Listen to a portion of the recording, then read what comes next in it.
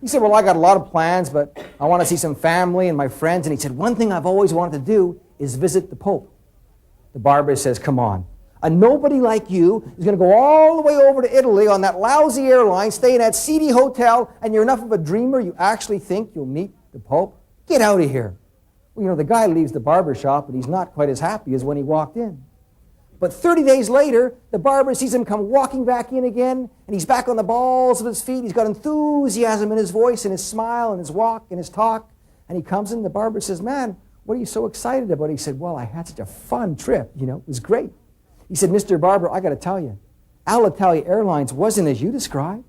They left on time, they arrived early, they were so friendly, getting there was half the fun. And he said one more thing, not only was getting there half the fun, the hotel was great. It wasn't like you described it.